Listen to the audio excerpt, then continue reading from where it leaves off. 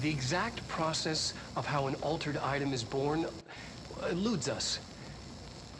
We find them in the aftermath of altered world events. They take the form of everyday objects, ever present in our lives, constantly evoked in the thoughts of millions of people, now infused with unpredictable energies. They're altered. The superstitious would call them cursed. Now, are altered items sentient? Not quite. They're often fixated, programmed almost to cause certain events to happen over and over again. While generally less potent than objects of power, they are not able to be controlled. Left unchecked, they can be highly dangerous. To study altered items, we contain them in Panopticon.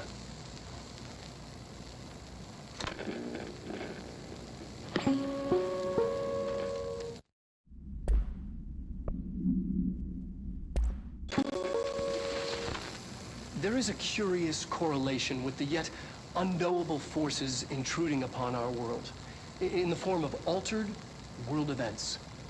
These forces gravitate toward archetypal objects, a gun, a television, a supposedly haunted house. So clearly humanity affects this process. Our collective unconscious is a map of sorts.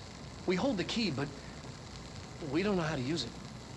We create these archetypes through everyday life, popular culture, urban legends, but we are observing and influencing a complicated system in action. We can change the likelihood of something being a receptacle for these forces just by thinking about it. But we haven't found a method to control the outcome. And yet, there's something unique in us, in our dreams, in the conceptual reality with power, with our minds. What's the cause and what's the effect? Are we the starting point or just a necessary evil in this? A byproduct, a reflection, a projection? We'll struggle to find the answers to these hard questions, or die trying.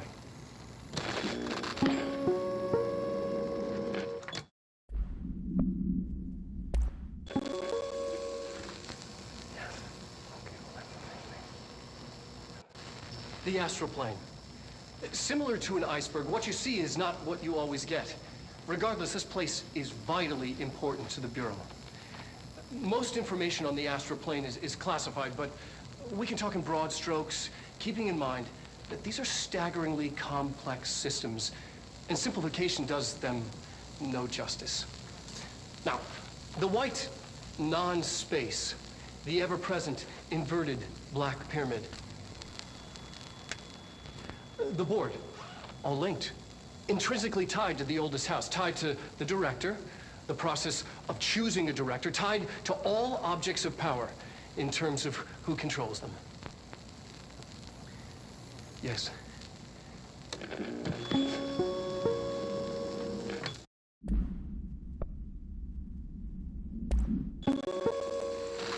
An early hypothesis was that the mindscape of the astral plane is subjective. But that was fast proven wrong. It's an actual place, not a construct of the mind, even though it is with our minds that we enter and experience it. But then one could argue that that's the case with all reality. We've been able to record footage of the astral plane by monitoring the brain activity of those experiencing it. That is the only concrete material that has come out of the astral plane expeditions, apart from one shocking exception. In the astral plane footage, we're always in the vicinity of the pyramid. We've concluded that this, not the entire plane, is what the board controls. We have glimpsed movement, native species, always in the distance, and yet contact was made. We don't have footage of this, a technical malfunction, but when one of our astronauts returned, a brain cloud, an astral fugue, had hitchhiked a ride in his head. It ruptured out, killing the subject in question. It's a relentless predator, pursuing thoughts, minds, lethal to those the entity feeds on. Proper containment protocols are to be observed when dealing with it.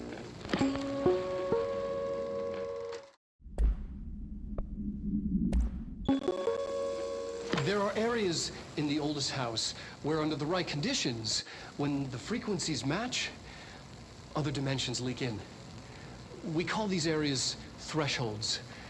The quarry is one of the more stable thresholds in the maintenance sector. That's where black rock comes from.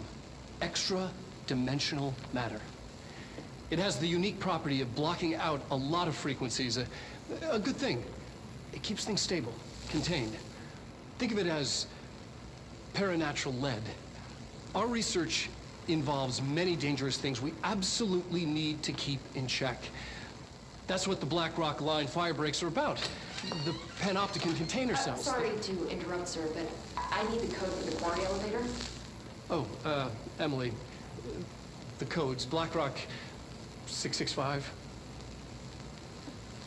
Neighbor of the Beast. Get it?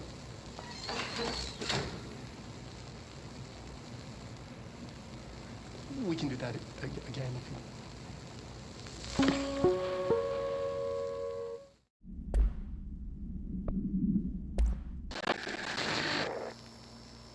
Dylan's a lost cause. I know I struggled to see this, but we've contained him now.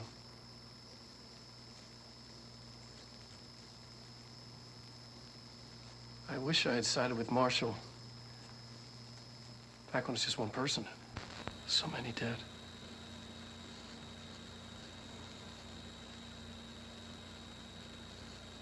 I thought his youth was an asset. Just too much too soon.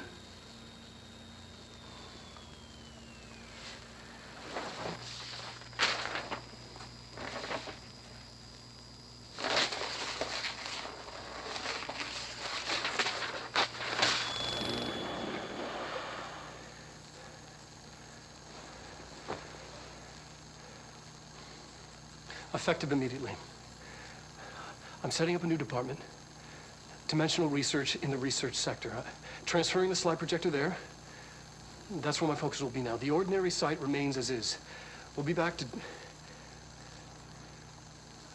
I don't know when.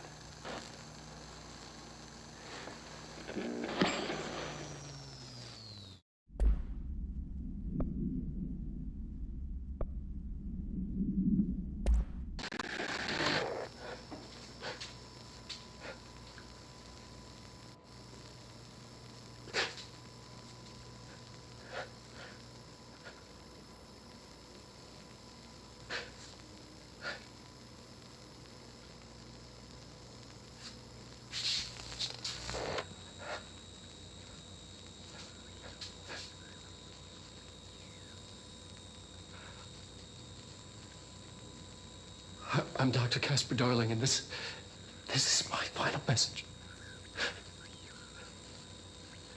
It's not the end. But after this, I won't. I exposed myself to Hedron resonance fully. It's changing me. I've seen...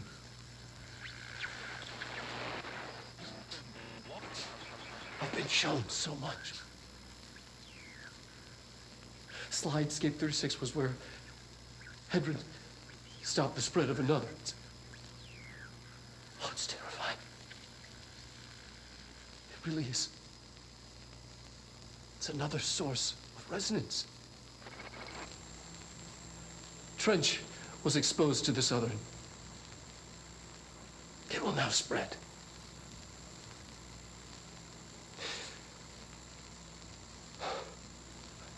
I've done everything I can to stop the Hedron resonance amplifiers. I don't know if it'll make a difference.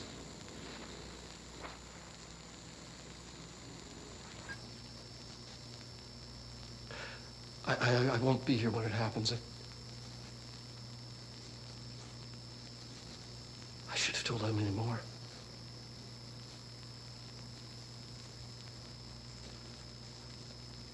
I'm being sent one more lesson. Something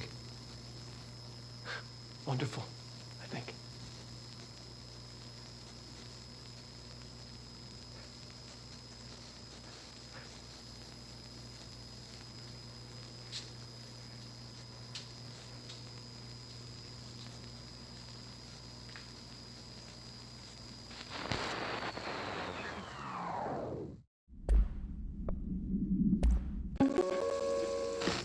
Just look at it.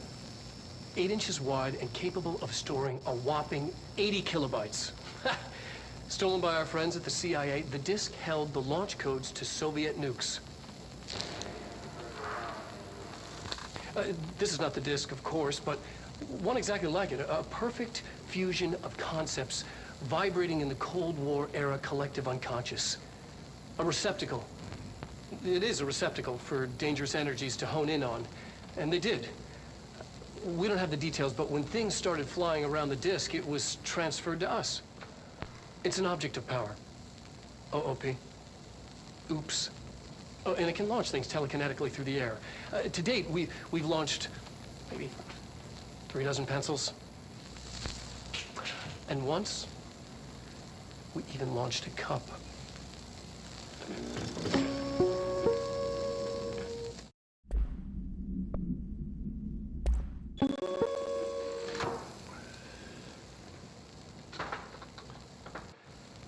I've been fielding questions recently regarding HRAs. What are they for? Do you always need to wear them? And what's the deal with the Hadron resonance anyway? Fuck.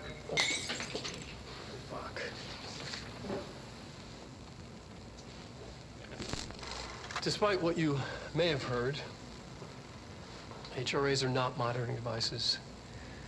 We're not tracking your movements or listening to your conversations while you're wearing them. We do that regardless whether or not you're wearing an HRA. Think of them as a life preserver. Only instead of water, the thing HRAs protect you from is classified. One day that classified, not water, might pour in, and you'll be glad you got an HRA keeping you afloat. And if you don't have an HRA, don't worry. It'll be quick and painless. Kidding. I'm kidding. We're making more.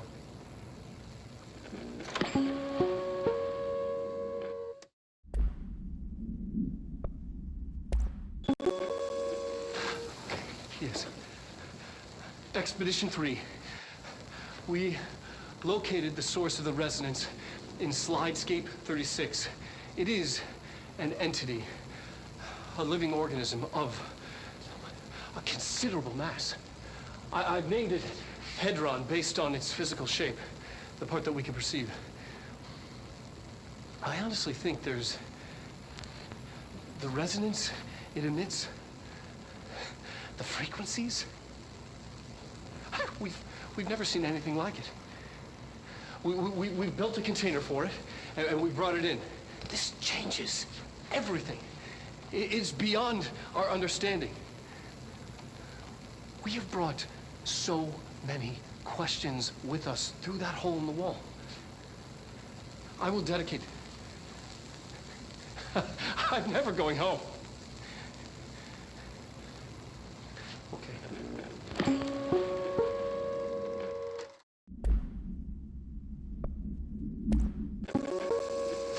Ring, ring. It's Dr. Darling calling. In 1978, a comms department intern heard the hotline ring and picked it up, going against every safety protocol in the manual. She never recovered. And the handful of witnesses required extensive memory repression therapy. It is a phone. It's an object of power. It doesn't connect to any typical network. A direct line to the astral plane and the board.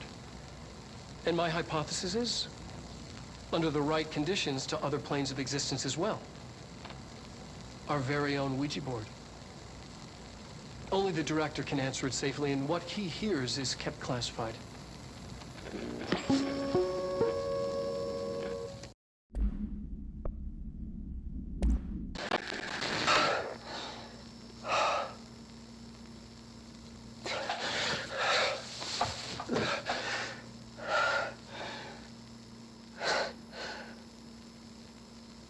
It's done.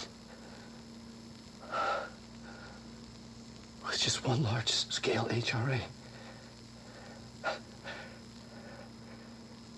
It's an easy choice, no choice. It's there now. Protecting the most important thing from what's coming. I'll be there inside, locked in, ready to be blown away. Commencing countdown engines.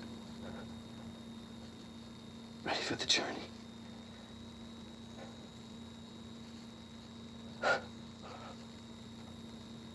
To be blown, flying into the model. Ready to see. To understand.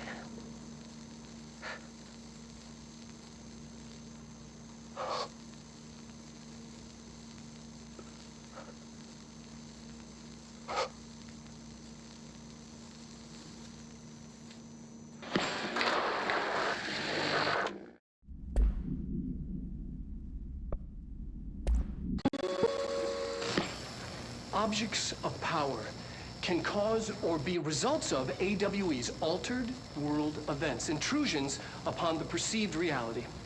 A side note, remember to cover their connection to the Astral Plane as well. Now, the service weapon is, of course, a prime example of an OOP, a very powerful one.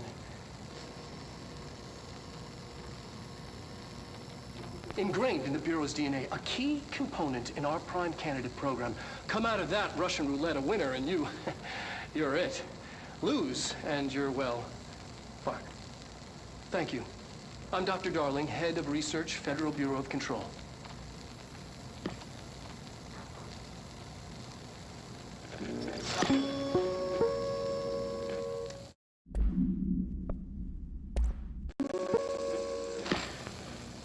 During an AWE investigation, our agents discovered a light switch cord in a Butte bungalow closet. They pulled the cord and were instantly transported to the Oceanview Motel and Casino.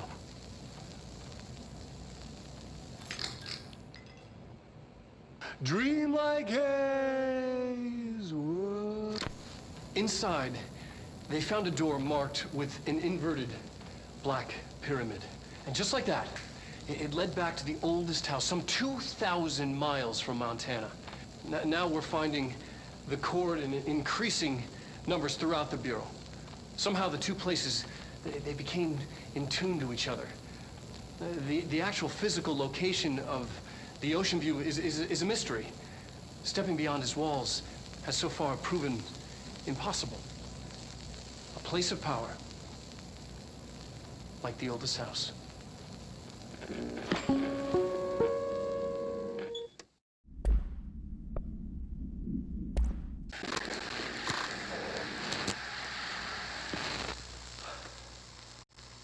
Ordinary. So much coming together in this one case. A new object of power, something we have not seen before. I mean, coming from me, that's saying something. And the boy, Dylan Faden, prime candidate 6. And the sister as well. Once we catch up with her, but the boy had so much potential. We're talking Northmore level readings here. And I don't want to invoke his name, but it's completely different circumstances here. It's remarkable.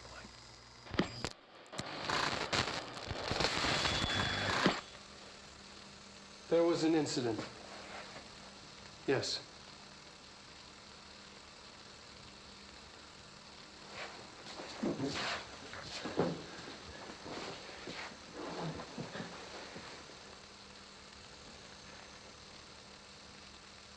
We lost a valuable member of our team, yes.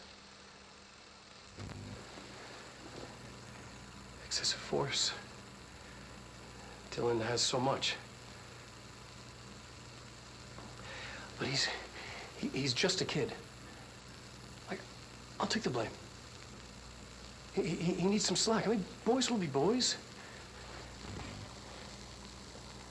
He's exceptional and under a lot of stress. Roberts got killed. It's an unfortunate accident, that's all. Marshall needs to realize this. We will make this work. We'll make this work.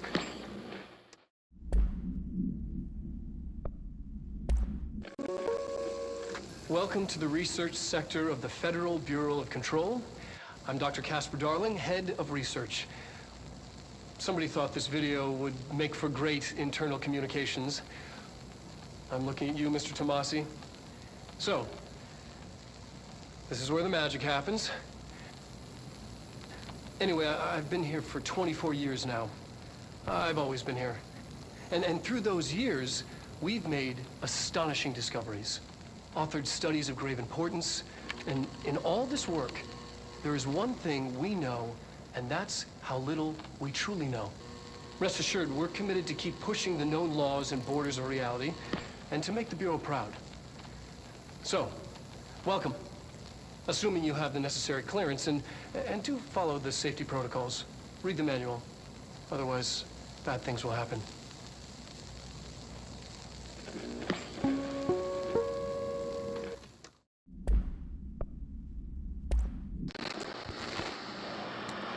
Resonance is the key. Vibration, frequencies, waveforms, fields we didn't know were there. It's physics. These fields in complex interaction, altering reality that comes to contact with them. Hedron is communicating with me. It's trying to warn me of something imminent.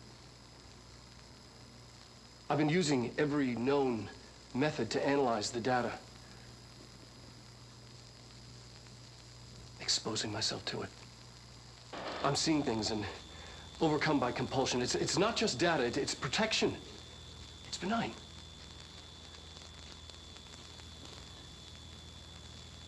We are about to be exposed to a different kind of resonance. Hostile, viral, invasive resonance.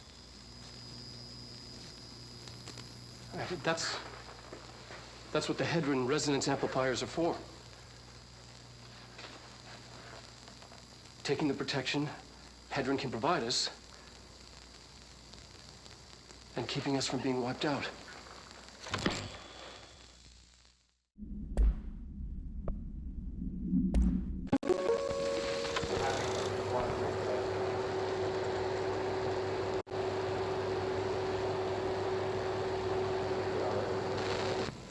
The projected image from each slide is a physical portal into another dimension. Only one slide remains. Dylan's sister burned the rest in ordinary before we could intercept. The text on it, color slide film, this side towards screen, and the number 36. The topography of slidescape 36 bears deep wave marks. On the slide and in the distance, there's a formation of 5 pillars like crude, outstretched fingers. There were casualties on our first expedition. Communication is an issue. There is no sound there, as if you've gone deaf. And radios don't work. Correction, resonance from an unknown source in part within the range of audible frequency. It acts in unpredictable ways, causing feedback loops that can tear you apart. Trench insists he heard something else. It made his ears bleed. Our equipment found no evidence of anything beyond the primary resonance. Trench's medical tests show nothing amiss.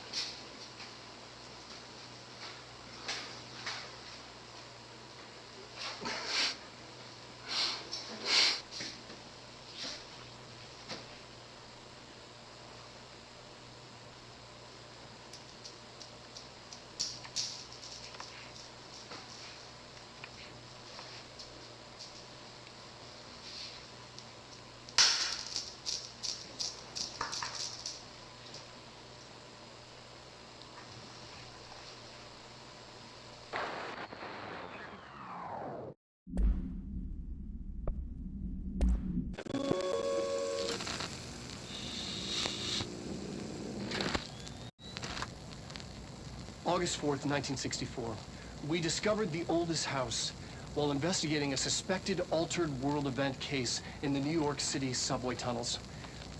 The agents found their way up into the building. Once we became aware of it, it was there. For the rest of the population, it was hiding in plain sight, a slippery blind spot, seemingly discouraging observation. It's a place of power, an ongoing AWE of its own, seemingly adhering to its physical outer constraints and yet constantly breaking the known boundaries of reality. It's unstable, shifting. Note, for more details on control points and the research and process to stabilize and secure the core sectors, refer to a separate presentation. After extensive research and investigation, the Bureau made the building its headquarters on November 13th, 1968. The Federal Bureau of Control was never out in the open. This was always an obfuscated, classified top-secret operation. So imagine our surprise when the building's observation-resistant aspects began in some unquantifiable way to affect the Bureau as a whole.